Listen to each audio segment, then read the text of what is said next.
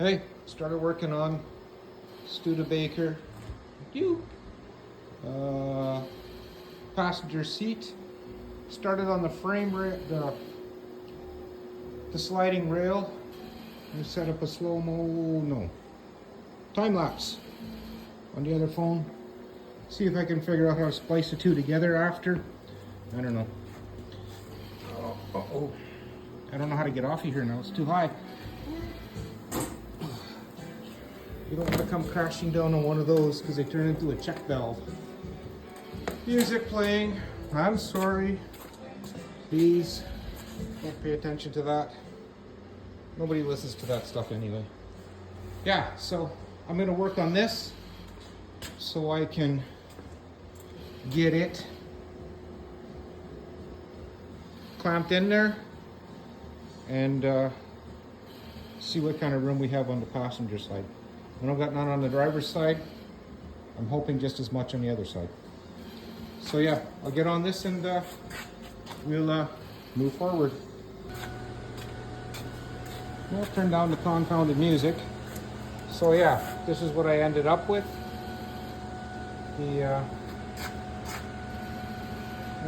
got to dress this well just a little bit more. I'll fight to bolt it back on. No fun. Yeah, so as you see, I slotted this out so I can drop this rail in. This gets welded to the frame inside on the cab. So then these two nuts come off. Same on that side, and then the seat comes out. Hopefully. Okay, well, let's see how bad I messed up as far as level goes and all that stuff. I'm gonna try and put it in the cab next, and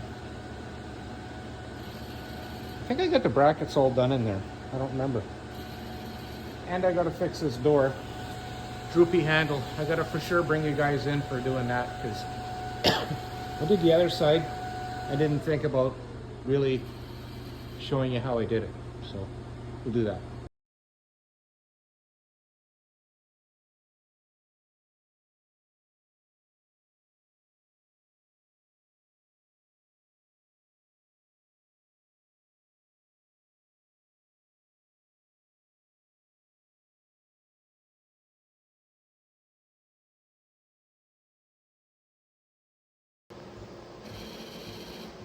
It's been days. Finally getting back to it.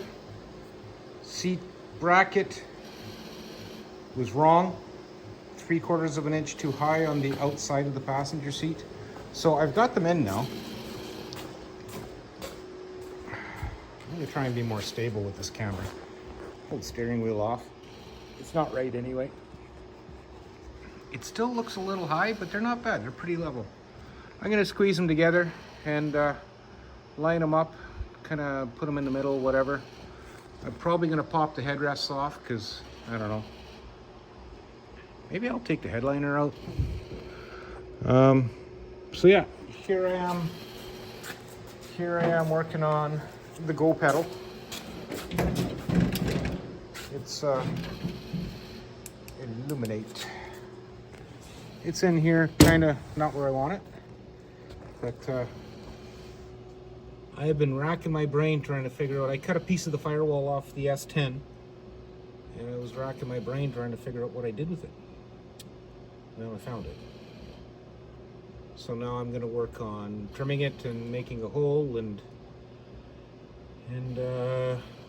getting that working. And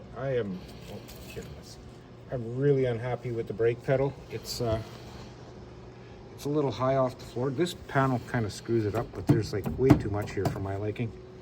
So I'm gonna see if I can orchestrate an adjustment for it. And then I gotta work on getting the brake light switch hooked up. Not that it's that important, but I think the main deal here is to get the gas pedal mounted. Then I've got that figured out. I have to modify the cable, but I'll figure that out. It looks pretty easy to do. And then there's this jumble of a couple of wires I got to deal with. Yeah, and then I think I'm gonna work this down somehow. I'm not quite sure how I'm going to do it yet. Maybe I'll just shape a piece. I wouldn't mind having just a little more space here, but underneath the other lines are here and they're kind of in the way of where I want to put that panel. So I think if I just go from just above here and just trim this up, flatten it, and see if I can, well actually if I cut this here and here and pie cut it and then just put a piece of sheet metal in there, I think that'll just give me that little extra foot room I want. Yeah, that's what I'm gonna do. Okay, I have a plan. Honestly. Okay, so that's it. I'm gonna go and do some metal bashing and stuff, and I'm not big on filming what I work on while I'm working, because I stop paying attention to the camera and it quits recording. I don't have a good time lapse. I say camera and I actually mean phone, because number one, a decent camera is really pricey and I'd rather spend it on parts like tires, because I need those. And number two, my GoPro sucks. It has given me nothing but grief, and you turn your back on it and you can't trust it. Okay, I would compare it to something, but I don't think I will. Anyway, yeah, and then I gotta start emptying all this stuff out of here and get to work on fenders and get the box done. I noticed I have lots of welding to do there. So, music is too loud, so I've tried. Okay. Yeah, I'm gonna get on with this and see what I can come up with. Well, I came to a conclusion. What I've done is I've hogged out that square rectangle hole thing, and I've taken a 3/16 transfer punch. Can you see that? 3/16 transfer punch. I've done the 3 holes. And then I'm going to use riv nuts. Silly me, I cut the end of the bolts off already, figuring I was gonna just do what I'm doing there. And then I've changed my plan, so there's no welding, other than a couple little holes to fill. So I'm gonna see if I can punch these holes and pop in some riv nuts and see if I've made a mess of things. Yeah, so that's junk. I don't need it anymore. Still not happy with the angle of the dangle on the pedal, but it's in, it's mounted, and it exhilarates. So that's, let me show you that. That's, I had to bend the rod up, bring the cable back down. The reason I had to do all of this is because the original throttle cable, I think, was way too short because of the way the firewall is designed, and the engine's like 6 inches further forward from the firewall than it was before, just by design. You wouldn't think it, but that's how it is. And I got a longer cable, but it was one with like a longer space. Where's the piece I cut off? Is it here? Or did it fall to the floor? Or there it is. So there was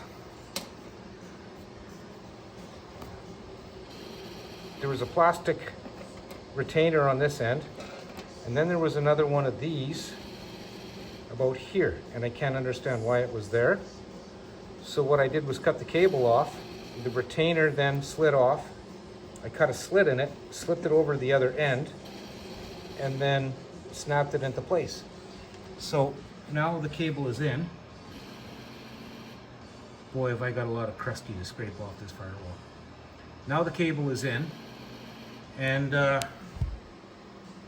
it works. I don't have WOT at the moment, doesn't matter. See, what I was planning on doing was using a piece out of a moret, one of those thread together brass fitting morets, and just make a cable stop sort of thing. I was just going to double the cable up in there. Come on. But that's not necessary now. So I'll throw that back in my bin of stuff in case I need it. So I think I got to call it quits for now. Dennis's dash, I think I'm done painting it, so it looks good. I went at it with a bright light to make sure that I couldn't see any of the tan through it, and this stuff actually looks really nice. And that is very close to that 80 Firebird dash. Very, very close. So yeah, it looks new. I got to do the glove box door yet and the trim under the below the column. But I'm going to use his pieces. One is less paint, two is these are rough. Anyway, that might be late tomorrow. I don't know. I'll see what happens. But I think I'm done for now. I'm going to scoot that seat back in and boot this thing out for a few days till I get some other stuff happening. And then we'll be back. So I'm pretty certain that that's about between the seats and the steering column. I got 4 hours into it, and that's kind of what I'm averaging for these videos. So at least I'm keeping track of what I'm doing or wrecking. Anyway, so at this point, I'd like to thank you both for watching. And I finally have a gas pedal. Take care.